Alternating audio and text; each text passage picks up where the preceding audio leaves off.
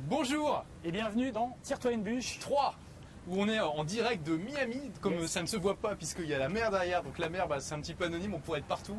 Tout à l'heure je faisais une blague en disant à Michael, ils vont croire qu'on est à Dunkerque. Peut-être pas, il y a des gens qui peuvent croire aussi qu'on est en Espagne. Ouais, mais on pourrait être en Espagne, on pourrait être n'importe où. Mais on est à Miami, voilà, d'ailleurs ça parle beaucoup espagnol aussi. Oui. Et on a été invité ici par Olivier Seban. Oui. Qui fait un petit événement entre partenaires, entre affiliés, entre membres en fait membres on va dire plutôt acteurs des infopreneurs, infopreneurs en France, de manière générale dans le business, en France et au Canada. Oui, au Canada, autant pour moi, c'est vrai. N'oublions pas oui, les Canadiens. Surtout étant donné l'origine du nom de notre émission. Et voilà, puis après il fait en plus un petit séminaire sur l'immobilier, Olivier Seban, sur comment investir à Miami, donc ça va être très intéressant. Puis on s'est dit, bah voilà, vu qu'on est là tous les deux, autant vous faire une petite vidéo de Tire-toi une bûche, ça fait longtemps qu'on n'a pas fait, on nous a pas donné de nouvelles. De quand on date la dernière d'ailleurs? Bah ça doit dater je crois de mars-avril, quelque chose comme ça, 2013, ça fait longtemps. Donc ça fait presque un an on va dire. Waouh. Bon, on espère que... On a de la persévérance, puisque voilà. on continue. Et on espère qu'on vous a pas trop brisé le cœur en vous donnant pas de nouvelles comme ça. Donc je sais pas, alors on va continuer alors. Quelle est ton actu, Mickaël? Dis-moi un peu. Alors, plusieurs choses. Moi, je suis en train d'écrire un livre sur la procrastination. Ouais. Que tu procrastines pas. Que je ne vais pas procrastiner. C'est génial. Voilà, donc il est bientôt terminé. Hein, j'en suis à 80% à peu près. Waouh. Combien de pages déjà? Et je ne sais plus combien ça fait, 80 pages au format A4. Ouais, ok. Donc en format poche. Ça va être énorme, ouais. Et voilà, donc ça sera publié ça en septembre. Et j'y ai vraiment mis un plan étape par étape pour comprendre la procrastination et vraiment aller en profondeur. Parce que ce qui se passe avec cette question-là, c'est que souvent on la prend, tu sais, on la traite en disant bah vas-y, mais il faut que tu te forces, si tu as vraiment envie, tu vas le faire. Mais voilà, évidemment, c'est beaucoup plus subtil que ça. Donc j'ai mis beaucoup d'outils de coaching et vraiment un plan par étape pour comment tu passes à l'action, tout simplement. Ok. Super. Yes. Donc c'est prévu pour quand la publication? Septembre. T'as déjà le titre? Non, le titre définitif pas encore. Ça sera Stop Procrastination certainement, avec autre chose. Donc ça, évidemment, associé à ça, j'ai une formation en ligne qui existe, qui est disponible, qui s'appelle Stop Procrastination. .com.fr Donc vous pouvez aller dessus et donc il y a des vidéos gratuites où je donne certaines techniques pour déjà passer à l'action et puis comprendre un peu notamment le type de procrastinateur que vous êtes, parce qu'il y a 3 grands types de profils. D'accord. Et donc voilà, il y a ça aussi dans mon actualité, c'est qu'il y a cette formation en ligne que j'ai créée, que j'ai terminée il y a 1 mois ou 2 il me semble. Ok. Donc voilà, je suis en train de commencer à en parler. D'accord. Voilà, et donc autre élément dans mon actualité, on en discutait tout à l'heure, c'est que maintenant moi donc c'est pas nouveau, mais je commence à en parler de plus en plus, donc je prends des clients en coaching sur des thématiques de gestion du temps et de gestion de l'argent. Alors parce que attends, il y a surtout une super nouvelle, parce que ça fait des années que Mickaël avait quand même du beau succès sur internet, ça marche bien, mais par contre tu gardais ton boulot de consultant en entreprise B2B à côté de ça. J'ai toujours eu moi effectivement l'activité internet et puis mes missions de consultant indépendant que je gardais, voilà, j'aimais bien avoir cette dualité. Et là maintenant je me focalise, c'est vrai, depuis 3 mois, 4 mois, uniquement sur les activités internet. Tu as complètement laissé tomber ton activité de consultant. Ouais. Wouhou! Ça fait juste quelques années que je tenais par rapport à ça. Tout en lui disant qu'il pouvait, tout finit par arriver. Voilà. Et donc j'étais pas au courant, ça fait 4 mois, Mickaël n'en a pas parlé sur son blog, il me l'a pas dit. On était là en train de se balader sur la plage de Miami, il me fait au fait, by the way. Non, c'est même moi qui t'ai posé la question en fait. Oui, mais après moi c'est voilà. Pour toi c'était la vie normale. Et, ouais, voilà, puis après je vais pas en parler de tout ça. C'était un grand événement de ta vie. J'espère que tu as sorti le champagne, si tu l'as pas fait, on va le sortir ce soir. Non, pour moi c'est normal. Bon, ce soir on sort le champagne alors pour fêter ça. C'est normal, et donc du coup ça me laisse plus de temps effectivement pour développer le blog et les formations autour du blog. Parce que développer... Spirit là, ça va avoir 6 ans maintenant. 6 ans, ouais. Waouh, ça commence à... Hein? Ah bah c'est 6 ans, c'est déjà une belle vie. Hein, c'est une belle vie sur internet, oui, clairement. Waouh. Et donc ça laisse de la place ici à des activités de coaching. Donc en coaching, je vais pas en faire à temps complet, parce que ça répond pas non plus à mes besoins. Moi j'ai besoin à la fois d'être au contact avec les gens, mais aussi de pouvoir travailler, d'écrire, tu vois, d'avoir du temps où je suis seul. Donc je vais prendre 5 à 10 clients en même temps, pas plus, et les suivre régulièrement sur ces thématiques donc de gestion du temps, efficacité, gestion de l'argent, indépendance financière, voilà, sur ces thématiques-là qui me sont les plus chères.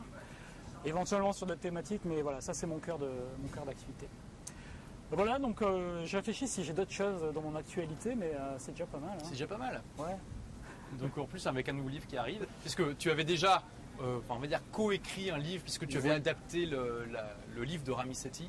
Voilà, j'avais déjà fait ça, donc ça c'était je pense en 2011. Ouais. J'ai des e-books que j'ai pu auto-publier. Voilà. Mais là c'est ton premier vrai livre, complètement écrit par toi, un vrai livre papier, et c'est qui sera aussi édité aux éditions Le Duc. Aux éditions Le Duc. Voilà, exactement. Une maison d'édition qu'on aime beaucoup. Bonjour à Stéphane s'il nous regarde. Alors et toi du coup ton actualité? Alors mon actualité, moi je viens juste de lancer Webinar Pro, qui est donc une formation sur les webinars. Et bon, c'est la première fois à ma connaissance que quelqu'un enseigne comment utiliser les webinars comme outil de vente en France, alors que bon, aux États-Unis c'est extrêmement courant. Donc les webinars, c'est comme si vous faisiez une présentation PowerPoint devant des gens dans une salle, sauf que vous faites ça sur Internet. Évidemment, du coup, ça donne tout le pouvoir, enfin toute la puissance d'Internet dans ce système de présentation qui peut être utilisé pour la vente, et c'est vraiment un excellent outil de vente. Toi-même tu utilises les webinars. Oui, moi c'est un outil que j'adore. Enfin, je l'ai utilisé encore récemment pour ma formation Efficacité Zen. Ce que je te disais, c'est que j'adore vraiment l'interaction que ça crée déjà avec beaucoup de gens qui peuvent assister en même temps et depuis chez eux.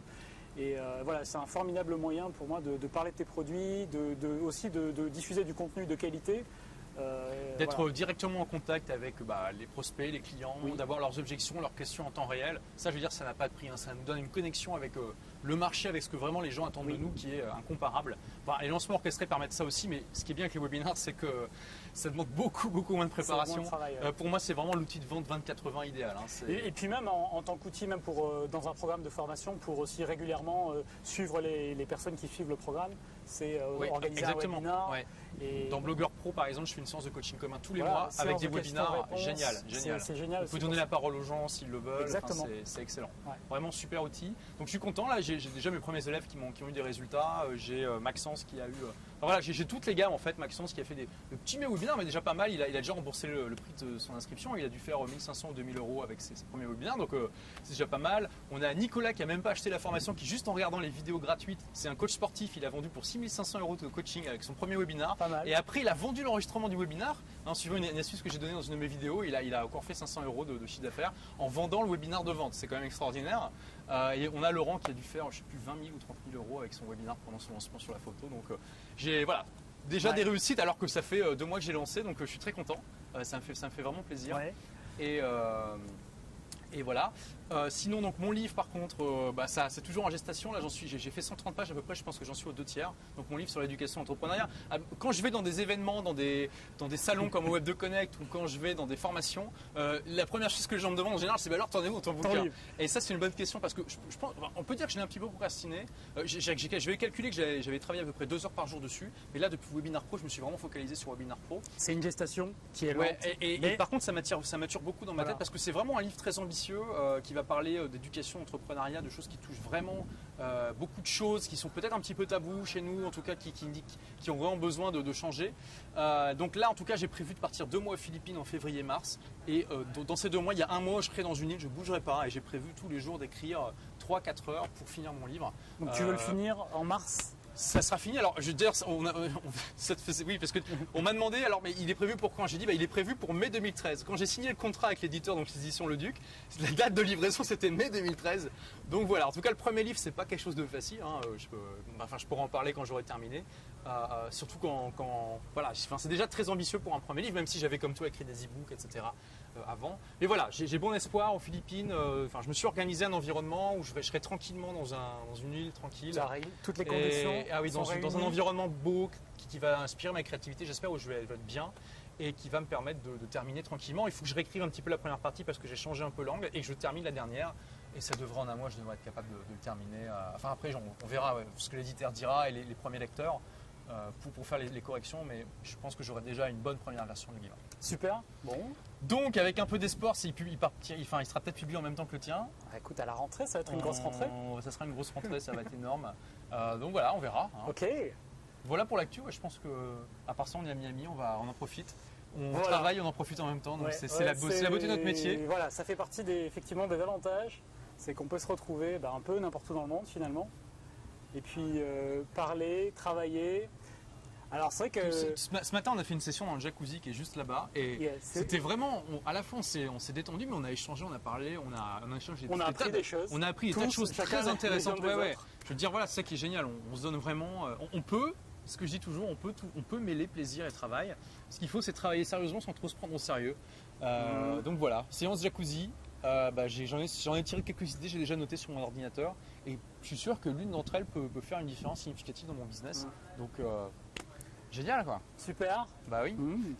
Qu'est-ce qu'on peut faire? Alors, est-ce que tu as lu des bouquins intéressants depuis la dernière fois? Ou tu es en train de lire un livre intéressant que tu pourrais conseiller? Je suis en train de lire un livre. Je suis tombé sur ça qui s'appelle Thick Face Black Art. Thick Face, Thick. Donc c'est-à-dire H-C-K. Donc c'est face étroite déjà? Non, c'est mince. Ouais, c'est ça. Face, visage mince? Oui, et Black Art, donc cœur noir. Ok. Donc c'est un titre qui n'est pas forcément très parlant. Non, effectivement. Pour moi, ça intrigue, hein, tu dis. Oui, et en fait, du coup, l'auteur parle d'une philosophie qu'il a lue dans un livre chinois ancien. Et ce livre-là n'est pas diffusé hors de Chine, puisque c'est une philosophie qui ne parle pas trop. La philosophie orientale est finalement pas très très diffusée en dehors de Sun Tzu, par exemple, Oui, dans le monde occidental. Et donc lui, s'est basé sur ça, et il a lu ce livre-là il y a plus de 20 ans avant d'écrire celui-ci. Et donc il a laissé ça mûrir, et puis un jour il s'est dit, tiens, j'aimerais bien porter ce message-là, et continuer. Donc il a écrit ce livre-là, qui reprend ce concept. Et donc c'est toute la dualité, il explique toute la dualité entre avoir la détermination d'un guerrier, mais au sens asiatique du terme, c'est-à-dire c'est pas celui qui va chercher à tuer, mais celui qui cherche d'abord à se conquérir lui-même. Donc ça c'est le cœur noir, donc c'est la détermination d'aller chercher ce que tu as envie de chercher ce que tu as envie d'avoir même. Et la première partie, c'est donc Six Face, c'est comment tu résistes à la critique, au regard des autres. Ah super. Et donc ça creuse ces deux aspects-là en se disant, pour réussir, pour faire ce que tu as envie de faire, finalement il faut que tu réunisses ces deux conditions-là. Que tu résistes au regard des autres, aux critiques des autres, et que tu aies la détermination d'y aller. Et il dit, en plus totalement vrai. Et oui, il dit que beaucoup de formations, que par exemple, tu suis une formation, mais si tu n'as pas ces deux éléments-là qui sont en place, si tu n'as pas cette philosophie, et que tu suis une formation pour, je sais pas, te lancer dans quelque chose, tu vas être retenu, parce que tu vas penser, voilà, tu vas être limité par qu'est-ce que les autres vont penser de moi. Tu ne vas pas avoir la détermination de suivre la formation jusqu'au bout, et puis d'aller, d'enclencher vraiment le process. Donc il parle de ça. Et donc je trouvais ça a l'air passionnant. Du coup j'ai envie de le lire. C'est intéressant, c'est vraiment intéressant. Après dans le contenu du livre, c'est plus ouvert. Il va parler de plein de sujets complètement différents. Il parle beaucoup de Dieu aussi. Mais voilà, hormis ces deux points-là qui moi me gênent, je trouve que la philosophie est vraiment intéressante. Donc voilà, c'est la lecture du moment. Donc redis-nous le titre, Thick Face Black Art. Ouais, on mettra le lien en dessous de la vidéo parce que c'est un peu compliqué. Il est pas facile à... Pas traduit en français donc malheureusement. Je ne crois pas qu'il soit traduit en français, non. Et donc la personne est vraiment intéressante puisque c'est un Asiatique qui est allé aux États-Unis et qui vit aux États-Unis depuis 20 ans. Et il a beaucoup travaillé sur expliquer aux Américains comment faire du business avec les Asiatiques. D'accord. Donc il connaît bien les deux cultures. Voilà, et donc il est beaucoup sur ce qu'il faut faire, ce qu'il ne faut pas faire et comment aussi apporter de cette culture-là des éléments dans la culture occidentale pour l'améliorer. Les meilleures choses. Il y a toujours des choses intéressantes à tirer de n'importe quelle culture. Donc, Oui, ça fournit toujours de toute façon des éclairages différents et on a toujours dans une culture donnée certaines zones d'ombre, donc en prendre une autre et permet de l'éclairer et d'améliorer ça. Alors toi peut-être une lecture à partager? Oui, pareil, un livre en anglais que je suis en train de terminer. Non, je viens juste de terminer un livre. Alors parce que dans le domaine du développement personnel, c'est génial, mais il y a un problème, c'est qu'il y a quand même beaucoup de gens qui font un peu n'importe quoi. Et voilà, des gourous, il y a tendance un peu sectaire parfois. Bon. Voilà. Des concepts ésotériques. Oui, des concepts un petit peu bizarres. Et le gros problème à la racine de tout ça, c'est que ces gens-là n'ont aucune connaissance, aucune compréhension de la méthode scientifique. En fait. En tout cas, c'est mon analyse. C'est qu'ils ne comprennent pas qu'il ne suffit pas d'inventer un truc et de dire que c'est vrai pour que ça soit vrai. Ou bien même de repérer éventuellement. En général, ils n'inventent pas quelque chose comme ça de zéro, mais ils remarquent des trucs qu'ils ont l'impression d'être vrais, mais ils ne savent pas comment valider leur hypothèse par une méthode adaptée. Et je viens juste de terminer un livre qui s'appelle Bad Science. Ah, génial. Et qui, tu connais? Oui, Ben Goldbach. Alors, c'est génial. Ce livre-là, il m'a. Bon, de toute façon, j'étais déjà un petit. Mais voilà, ce mec-là explique dans ce bouquin. Par A plus B, quelle est la bonne méthode scientifique à utiliser pour valider quand on a une hypothèse ou pas, et pourquoi la plupart des gens n'y comprennent rien. Et puis, bon, alors, il y a quelques. Bon, c'est un Britannique, donc il attaque quelques personnes qui sont connues en Grande-Bretagne. Notamment. Ouais, du monde de la santé. Et il a raison, je veux dire. À la rigueur, que des gens.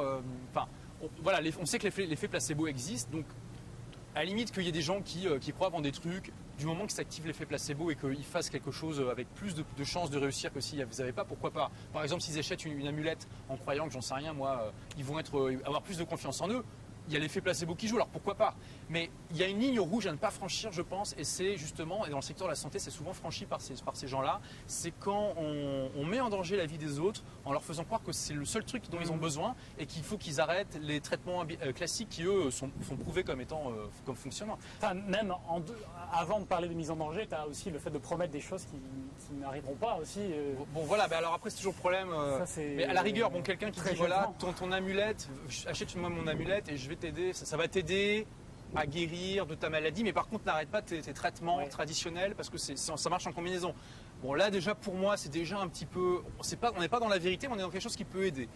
Donc pourquoi pas. Mais par contre la personne qui dit t'as besoin que de ça, arrête les traitements classiques parce que c'est horrible, c'est de la merde, c'est ce que tu veux. Là on a franchi une ligne rouge qu'il faut surtout pas franchir. Là c'est clair. C'est parce qu'on met en danger la vie des autres. Et bon en tout cas dans ce livre, si vous voulez comprendre la méthode scientifique, voilà, vous lisez Bad Science et vous comprenez tout. Il vous donne une formation sur le sujet qui est extraordinaire. Voilà, il vous montre qu'il y a énormément de gens qui comprennent rien à ça et même des gens qui sont extrêmement connus dans les médias. Il démonte les médias, mais alors à un point de manière extraordinaire. Il parle aussi de tous les travers quand on réalise une étude scientifique. Oui, et puis voilà, il dit aussi. On sort un chiffre, voilà, il vient ce chiffre, sur quoi il est basé. Et il montre des exemples aussi d'études scientifiques qui ont été faussées par des mauvaises méthodologies, etc. Il m'a fait découvrir Cochrane, qui est extraordinaire, comme c'est un institut qui se fait des méta-analyses d'études pour déterminer l'efficacité réelle de traitement et des choses comme ça, très intéressant. Et en plus, ce gars-là n'est pas non plus... il garde un esprit critique. 4 ans plus tard, il a écrit un livre qui s'appelle Big Pharma, je ne l'ai pas encore lu, mais en gros, dedans, il démonte les stratégies des grandes compagnies pharmaceutiques en montrant que voilà, ils ont aussi leurs travers, etc. Donc, c'est pas quelqu'un qui est en... Enfin, il recherche la vérité vraiment, et on sent que voilà, dans ce livre, il veut vraiment essayer d'éduquer le public pour qu'il soit plus intelligent, qu'il prenne des meilleures décisions, etc. Donc vraiment un livre que je vous recommande, malheureusement pas traduit en français. Bon, c'est vrai qu'il est très britannique, hein, donc il est très britannique. Je sais pas si ça pourrait être traduit, mais j'ai prévu de le chroniquer sur mon blog tellement il est extraordinaire. Il y a des équivalents. Hein, j'ai plus le nom exact du. Alors ça va pas être sur la santé, sur la science, mais des livres qui expliquent comment mentir avec les chiffres.